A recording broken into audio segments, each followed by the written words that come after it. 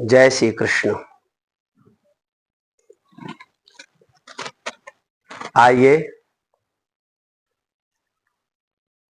सन्मार्ग के माध्यम से हम पुनः सत्संग की वह यात्रा करें जिसमें कुछ ऐसे अनछुए हुए प्रसंगों को आत्मसात करें जो सामयिक हों और हम आपके जीवन से जुड़ करके जीवन को परिमार्जित करते हुए सच्चिदानंद रूपाय विश्वोत्पत्त्यादि हेतवे तापत्रय विनाशाय श्री कृष्णाय वयं नमः। श्री कृष्णाय वयं नमः।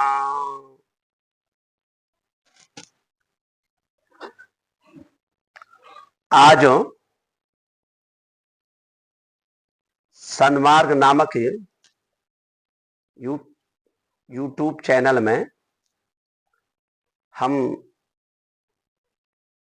होलिका दहन, होलिकोत्सव, ये दो शब्दों से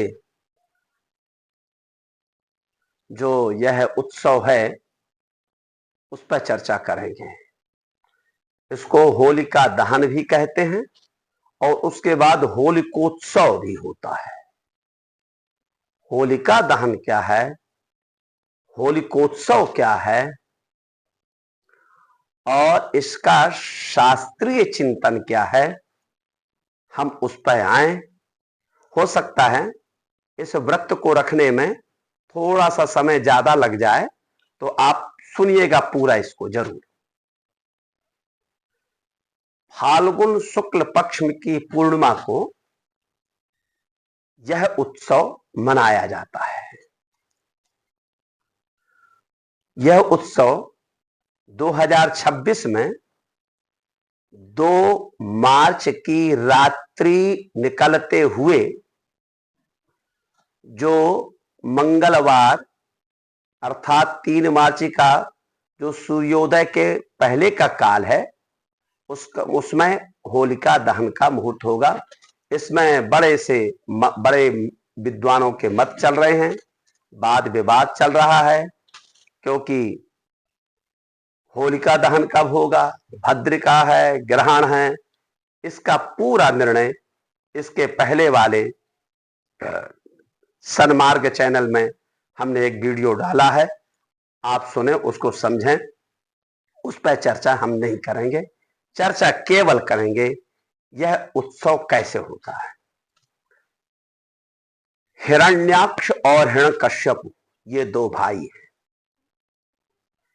इनकी बहन है एक, उसका नाम होलिका है।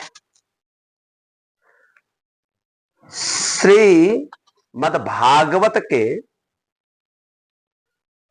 15वें स्कंद में, जय श्री कृष्ण, 7वें स्कंद में, जय श्री कृष्ण, 7वें स्कंद में प्रहलाद चरित्र का महर्षि व्यास ने और सुखदेव भगवान ने गायन किया है। उसमें 12वें अध्याय में एक श्लोक आता है, विधर्मः परधर्मश्च आभासो उपमा छलः अधर्म शाखा पंचेयम धर्मज्ञो अधर्मवत् त्यजेत। यह श्लोक अत्यंत महत्वपूर्ण है।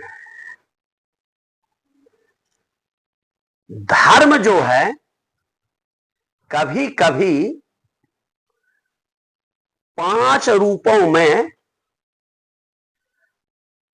अधार्मिक लोगों के चरित्र में ज्यादा दिखता है।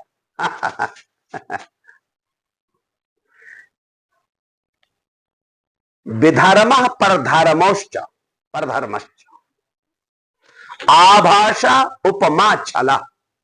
ये धर्म 5 प्रकार से आता है। एक होता है विधर्म, पर परधर्म, पर आभास, फिर उपमा और छल। धर्म बाधो विधर्मश्च, फिर आगे उसी में व्यास कह रहे हैं जहां धर्म को बाधित करना हो तो एक नया स्वरूप धर्म का दिखा करके जो दिखाया जाए उसको कहते हैं विधर्म। अब परधर्मान्यो अन्योश्च चोदितः, जो स्वयं धर्म का पालन न करे और दूसरे को धर्म का उपदेश करे उसको कहते हैं परधर्म। और उपधर्मश्च पाखंडः, जो धर्म केवल स्वरूप धारण कर ले, स्वभाव में न आए। देखो शब्दों पर बहुत ध्यान रखिए, एक होता है स्वरूप, एक होता है स्वभाव। साधुत्व का स्वभाव होता है और एक साधु का स्वरूप भी होता है। आप स्वरूप को देख करके महाराज जी कहां जा रहे हैं, और किसी के जीवन का चरित्र ऐसा रहता है, स्वरूप तो नहीं पर उसके जीवन की साधना साधुत्व परख हुई है। तो जहां पे स्वभाव छोड़ करके और स्वरूप केवल आ जाए तो उसको कहते हैं उपधर्म। उपधर्मच पाखंड, वो पाखंड कहलाता है। और दंभ, वह शब्द भी छला। और जो दंभ करके दिखा करके धर्म किया जाए और जो शब्द जाल में फंसा करके धर्म का स्वरूप दिया जाए, ये 5 जो धर्म के स्वरूप हैं, ये विशेष करके जितनी भी आसुरी प्रवृत्ति शास्त्र मर्यादा में रही है उनमें ज्यादा दिखा होगा। आपको मालूम है भगवान वाराह ने हिरण्याक्ष का वध किया है और उनकी पत्नी है रुषा भानु, शरीर के संस्कार को करने नहीं दे रही है। बहुत कथा वृत्त है, कभी श्रीमद् भागवत कथा सुनिए, सब रहस्य हैं। वहां पर हिरण्यकश्यप ने धर्म का उपदेश दिया है, यह है परधर्म। परधर्म यह है, हिरण्यकश्यप उपदेश दे रहा और ऐसा उपदेश दे रहा है जिसमें विधर्म भी है और परधर्म भी है और उपधर्म भी है और छल भी है, सब उसमें है, 5, क्योंकि अधर्म शाखा है। और उस उपदेश के माध्यम से किसी प्रकार हिरण्याक्ष का शरीर का संस्कार हुआ और वो जो ज्वाला दाह संस्कार की देखा है हिरण्यकश्यप ने, उसके अंतर्वृत्त में भी एक विरोध की ज्वाला जली है। जिस विष्णु ने मेरे भाई का वध किया है, मैं उसका बदला लूंगा। तपस्तेपे परम दारुणम ऊर्ध्वबाहो नभो दृष्टि और तिष्ठो अंगुष्ठ तो वनी अवनी। इतना तप किया, इतना तप किया, पैर के अंगूठे में खड़ा होकर के दोनों बाहुओं को ऊपर करके और एकदम नभ की ओर दृष्टिपात करते हुए कठोर तप किया। ये तप नहीं था, ये विरोधाभास था, आसुरी वृत्ति थी। पर तप का तो फल मिलता ही है। ब्रह्मा ने आशीष दिया और वो जैसे आप जानते हैं मरु नहीं ऐसा सब बाना, अंत में जाकर के ना अस्त्र ना शस्त्र, ना आगे ना पीछे, ना ऊपर ना नीचे, सब पूरी जितनी मानवीय बाधाएं थी सबको हिरण्यकश्यप ने वरदान में बांध करके प्राप्त कर लिया। मृत्यु पर विजय प्राप्त करने की परिकल्पना की है, किंतु है कहां? वो मृत्यु लोक में है। अंत में भगवान नारायण ने भी वही व्यवस्था की और हिरण्यकश्यप का आपने जैसा जानते हैं, भगवान नरसिंह प्रकट होकर के और उसका वध करते हैं। उनकी पत्नी कयाधु है, गर्भवती है। नारद जी को आभास है इसमें भगवान का बड़ा भारी भक्त है। कहीं देवता लोग असुर प्रवृत्ति मान करके, जब हिरण्यकश्यप इतना बड़ा दुर्दांत राक्षस है, असुर है, तो कहीं पुत्र भी ऐसा ना हो जाए, ऐसा सोच करके कयाधु का एक प्रकार से अपमान करना चाहते हैं। नारद जी ने बचाया, अपने आश्रम में ले गए और जो संस्कार गर्भ में दिया उसका फल मिला। इस सृष्टि में हमको भक्त शिरोमणि प्रहलाद मिले। प्रहलाद भगत शिरोमणि भय प्रहलादु नाम प्रसाद। जैसे माला होती है ना, माला जपने वाली, उसकी शिरोमणि आती है ऊपर की, जहां से माला पूर्ण होती है वहीं से प्रारंभ होती है। तो वो जो पूरी माला की सिरमौर होती है उसको शिरोमणि कहते हैं, वो है प्रहलाद जी महाराज। माने अगर भक्तों की माला बनाई जाए, उस भक्तों की माला की भगत शिरोमणि भय प्रहलाद। तो हिरण्यकश्यप के पुत्र हैं सबसे छोटे, उनका नाम प्रहलाद है। भगवान के बड़े भक्त। अब एक आसुरी वृत्ति है हिरण्यकश्यप, एक दैवी संपदा आ गई प्रहलाद। और जब ये दोनों का द्वंद्व हुआ, श्रीमद् भगवद गीता के 16वें अध्याय में दैवासुर संवाद है, यही है। प्रवृत्तिम चा निवृत्तिम चा, जो संसार की प्रवृत्ति से विषय भोग इसमें जो प्रवृत्त होता है वो आसुरी प्रवृत्ति है, और जो उससे निवृत्त हो जाए वह दैवी संपदा है। नोदिग्न चित्तो वृषणेषु निष्प्रया, श्रुतेषु दृष्टेषु गुणेषु अवस्त्रुदिक्, दातेन्द्रिया प्राण शरीसा, प्रशांत कामो रहितो सुरासुरा।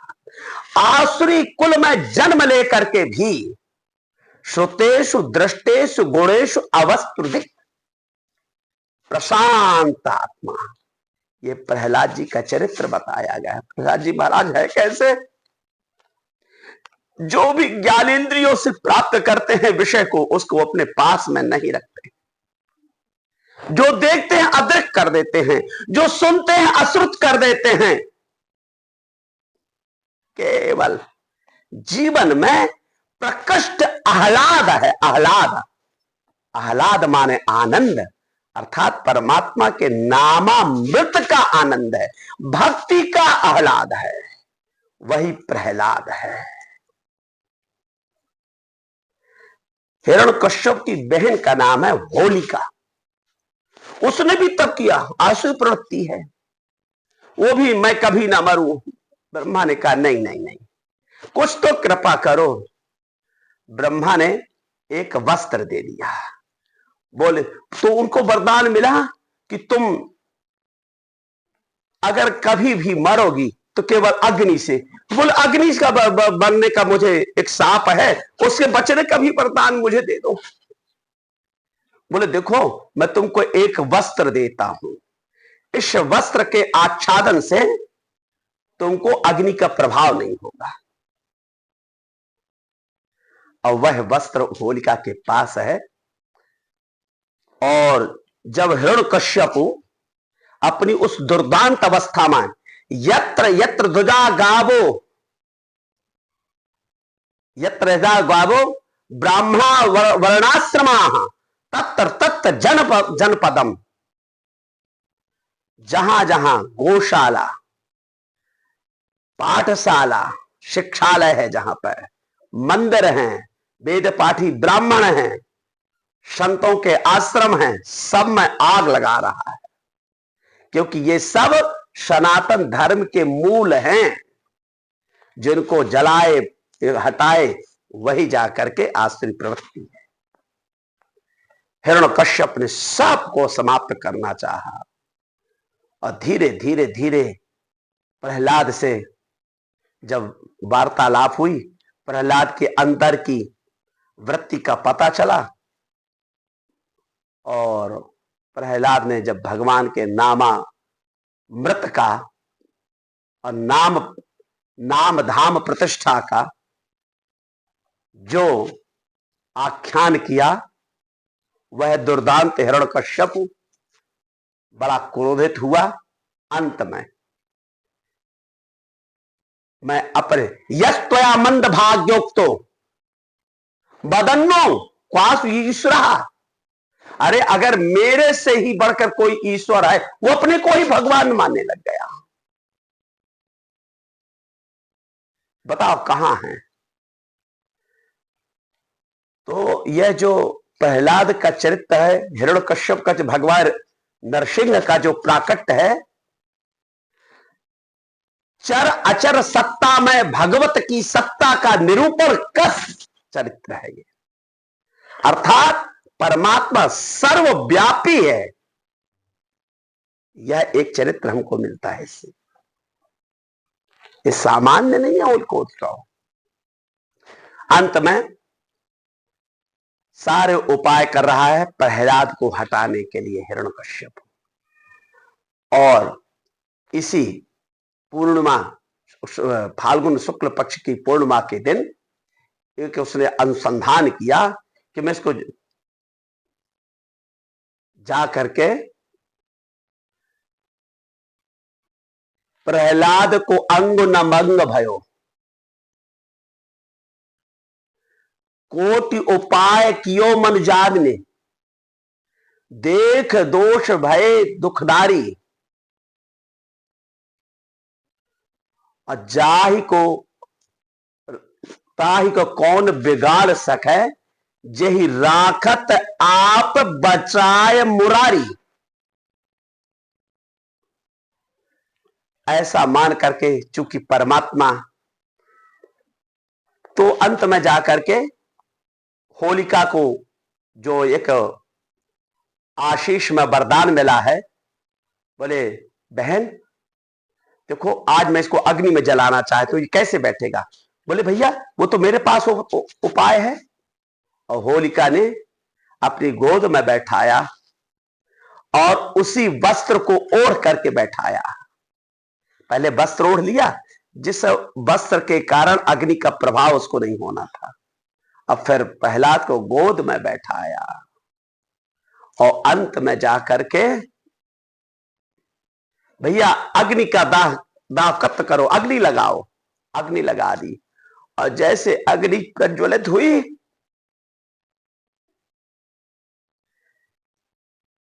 जब उस पूरी प्रहलाद के ऊपर जो हिरण्यकश्यप कदाचार करता था, सभी देवता भगवान के पास कहे भक्त शिरोमणि प्रहलाद को इतना कष्ट दिया जा रहा है, भगवान उपाय बताओ। भगवान ने एक बात कही है, निर्वैराय प्रशांताय, निर्वैराय प्रशांताय स्वासुताय महात्मने, प्रहलादाय यदा दुह्येत हनशोपि बरोर्जितम। भगवान का एक और वाक्य है, यदा देवेषु वेदेषु, यदा देवेषु विप्रेषु वेदेषु साधुषु और मैचा विद्वेषा सावय आशु विनश्यति। भगवान कहते हैं वो अपनी सत्ता तक, तब तक वो दुष्ट आसुर प्रवृत्ति वाले सुरक्षित माने। यदा देवेषु वेदेषु गोसु विप्रेषु साधुषु, जब देवता के ऊपर गाय के ऊपर, साधु के ऊपर, अमयी च विद्वेष, धर्मे मयी च विद्वेष, और धर्म के प्रति और परमात्मा के प्रति कितना भी सत्तावान हो, जिस दिन ये विरोधाभास उसके मस्तिष्क में आ जाता है, उसी दिन उसकी आयु क्षीण हो जाती है। बोले इससे भी कदाचित वो बच जाए किसी वरदान के द्वारा। भगवान ने एक बात और आगे कही, निर्वैराय प्रशांताय शाश्वताय महात्मने प्रहलादाय द्रुह्येत हनश्येपि बरोर्जितम। भगवान ने कहा इस हिरण्यकश्यप को कितने वरदान मिल गए हो, वो वरदान तभी तक जीवित हैं, तब अपना फल देंगे। बोले कब तक? बोले जब तब किसी एक संत भक्त का मर्यादा का अतिक्रमण ये नहीं करता है। और जिस दिन किसी संत और भक्त की मर्यादा का ये अतिक्रमण किया, इनके मान का आघात किया, सारे वरदान अपने आप निष्फल हो जाएंगे। निर्वैराय, पर वो साधु होना कैसा चाहिए, वो भक्त होना कहला चाहिए। निर्वैराय प्रशांताय, दो लक्षण पहले महर्षि व्यास ने बताया। जो भक्त, जो संत निर्वैर हो, किसी से न दोस्ती न किसी से मैत्री भाव, सम सुख दुखेषु क्षमा निष्प्रया, सब में लाभ हानि से परे, राग द्वेष से परे, जित देखो तित श्याममयी है, जिसको चर और अचर में, जड़ चेतन में, सब में परमात्मा की सत्ता की अनुभूति है, तो उसके फिर कहेगा किसका बैर? किसका बैर, कहां से बैर? तो निर्वैर होना चाहिए। और प्रशांत, परमात्मा के लिए शांताकारम भोजन शयनम, परमात्मा केवल शांत होते हैं, और परमात्मा के जो भक्त होते हैं वो प्रशांत होते हैं। इतने से इसलिए कभी किसी भक्त ने अपने बल से किसी भी आसुरी प्रवृत्ति का दमन नहीं किया है, और परमात्मा आए तत्काल दमन कर देते हैं। परमात्मा शांत तो हैं, पर ज्यादा अतिचार करोगे तो परमात्मा शमन कर देते हैं, पर भक्त तो उसको भी सहन करते रहते हैं, इसलिए वो प्रशांत होते हैं, और भक्तों का कार्य फिर भगवान कर देते हैं। ऐसे प्रहलाद जी महाराज एकदम निर्वैराय प्रशांताय, और फिर वही शाश्वताय महात्मा, भगवान के मुखार बिंद से प्रहलाद को महात्मा कहा गया है। महात्मा वही है, उसी की महानतम आत्मा है, जिसके जीवन में प्रशांति है, जिसके जीवन में निर्वैरता है। और जब ये हुआ, होलिका गोद में ऐसे प्रहलाद जी को लेकर के बैठ गई, और जैसे अग्नि की ज्वाला दहकी, उसी समय भगवान की कृपा से एक वायु का संप्रेषण हुआ, और जो वायु चली तो जो पीछे ओढ़ी थी होलिका, वो उलट करके प्रहलाद जी आगे जो गोद में निर्वस्त्र बैठे थे उनके ऊपर वो वस्त्र ढक गया, और जो होलिका थी वस्त्रहीन हो गई, और प्रहलाद के ऊपर उस वस्त्र का, वरदान के वस्त्र का आच्छादन हो गया। प्रहलाद जी महाराज बच गए, होलिका का दहन हो गया।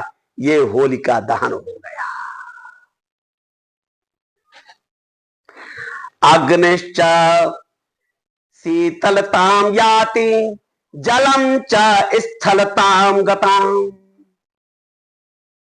शस्त्राणि पुष्प भावं हि हरे नामानुकीर्तनात्। महर्षि व्यास शुकाचार्य जी ने श्रीमद् भागवत के 7वें स्कंध में इसी बात को कहा। अग्निश्च शीतलतम जातम, अग्निश्च शीतलतम याति जलम च स्थलतां गतम, शस्त्राणि पुष्प भावम च हरे नामानुकीर्तनात्। भगवान के नाम का बल संत के, भक्त के हृदय में ऐसा बढ़ जाता है, ऐसा वो दृढ़ विश्वास बैठ जाता है, उसका फल ये होता है। हिरण्यकश्यप ने अग्नि का प्रभाव किया, तो जो अग्नि बाधा ना देना चाहिए होलिका को, उसका फल मिला प्रहलाद को। शीतलतम आती, शीतलता दे दी, प्रहलाद बच गए।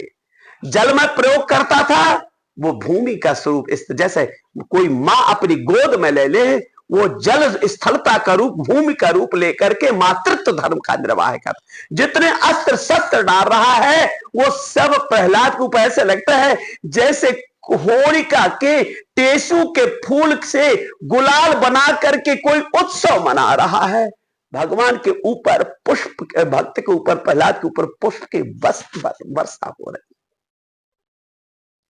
शस्त्राणि पुष्प भाव, पर ये सब का बल आया कहां से? हरे नामानु कीर्तनात्, भगवान के नाम का। श्री नारद भक्ति सूत्र में एक सूत्र आता है, बहुत बड़ा विचित्र सूत्र है। नारद जी क्या कह रहे हैं? संकीर्तन मात्रम ही आविर्भवती, आविर्भवती तत्काल आविर्भवती अनुभवती चा। जो भगवान का नाम लेते रहते, संकीर्तन करते रहते हैं, भगवान तत्काल उनको प्रकट हो जाते हैं उनके सामने, या तो उसकी अनुभूति करा देते हैं। यहां भगवान प्रकट भी हो रहे हैं, अनुभूति भी करा रहे हैं, क्योंकि ये जो सूत्र किसका है? प्रहलाद जी के गुरु जी का है। प्रहलाद जी के गुरु जी का सूत्र है, नारद भक्ति सूत्र का है। संकीर्तन मात्रम ही आविर्भवती अनुभवती चाह, वो तत्काल प्रकट, वो संकीर्तन मात्र से ये हुआ। अब यहां पर जो दो बात हुई, प्रहलाद, होलिका दहन हो गया, होलिका जल गई, प्रहलाद बच गए। जब प्रहलाद को बचा देखा, देवता ऋषि जितने भक्त थे सब उत्सव मनाए, और जो होलिका जली तो उस प्रवृत्ति के जो लोग थे उनके मन में और एक विरोध की भाषा आ गई। अब क्या करते? उसको अपने पक्ष से मना रहे थे। तो जितने थे उत्सव, तो उस समय बसंत के जितने पुष्प थे, उन्हीं पुष्पों को ले ले करके जो भगवान नृसिंह प्रकट हुए हैं उनका गान कर रहे हैं, उनके ऊपर उत्सव मना रहे हैं, प्रहलाद जी के ऊपर उत्सव मना रहे हैं, पुष्प डाल रहे हैं, ऐसा लगता है कोई रंग डाल रहे हैं। तो ये जो उत्सव होता है ये दैवी संपदा का उत्सव है। हम टेसु के वासंतिक जो समय के जो पुष्प हैं उनका कोई रंग बना करे या सीधा उनसे, इसी कहते हैं ना पुष्पों की होली, ये प्रहलाद की होली है। हम शास्त्र को समझते नहीं है। और जो होलिका जली तो जो हिरण्यकश्यप के पक्ष के थे उनमें जो विषाद आया, तो कुछ ऐसा प्रदूषित खान पान किए, जो भी वो कीचड़ थी वहीं था, उसको मिलाकर के ये जो उत्सव मना रहे थे उनके ऊपर डालने लग गए। तो ये होलिकोत्सव में दोनों प्रकार की प्रवृत्ति होती है। जो गलत खान पान करते हैं, मदिरा पान करते हैं, कीचड़ खेलते हैं, एक दूसरे को माने विरोधाभास, जबकि ये एक निर्वैर हो करके, निर्वैरा पहला सूत्र है, अर्थात अब मेरा कोई बैरी, सबके हृदय से मिलाओ, सबके गुलाल तिलक कराओ, चंदन लगाओ, आशीष लो।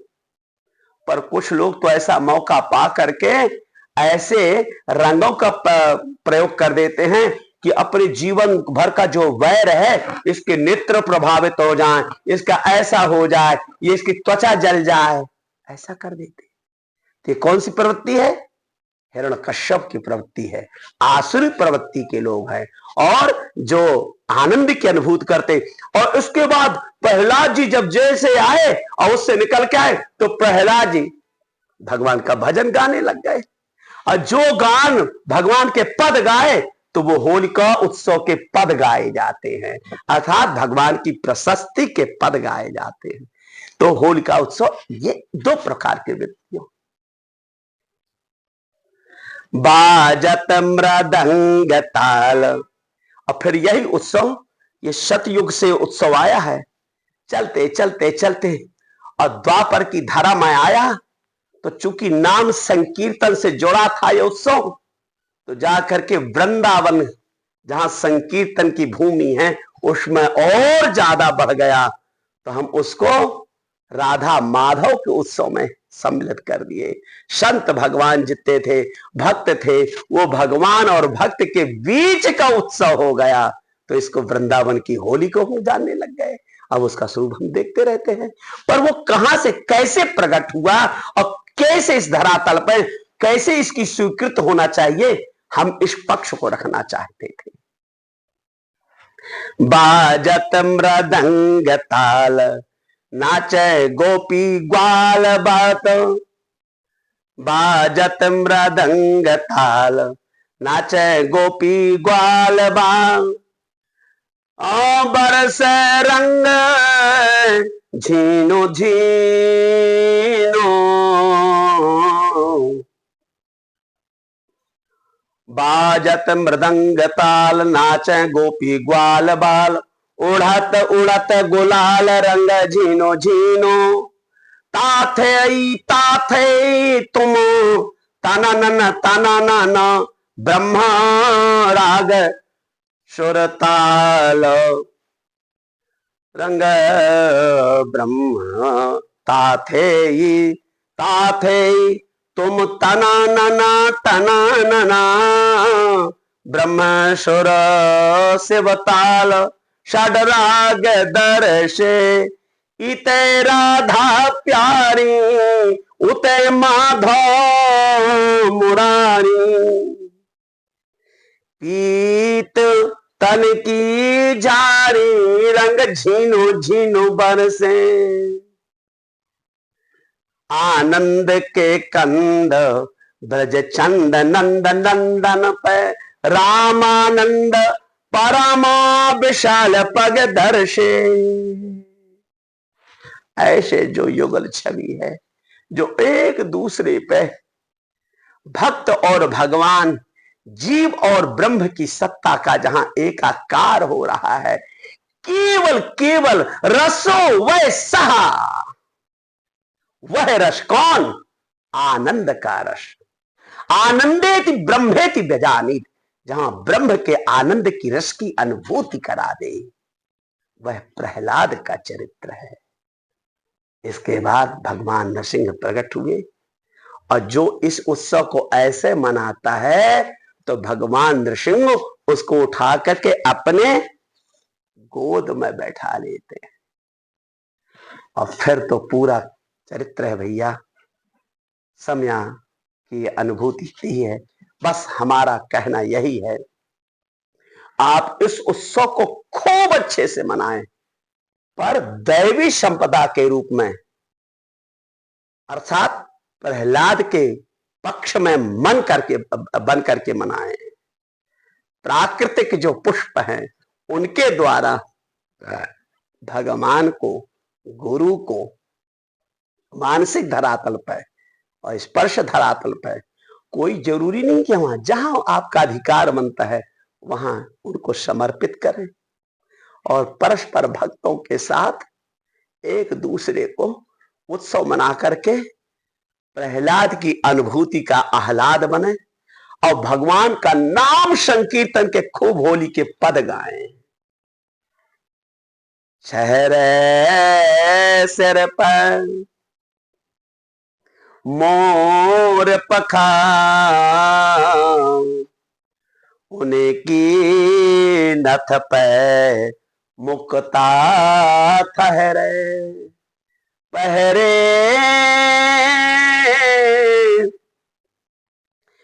पहरे प्रियरों बेणु पटा, उनकी चुनरी पे झबा झहरे। रस रंग भरे अभरे, रस रंग भरे अभरे हैं तमाम, दोनों दो रस स्वामी चाहे लहरें, नित ऐसे स्नेह सो राधिका श्याम, आपके हृदय में सदा बहरे।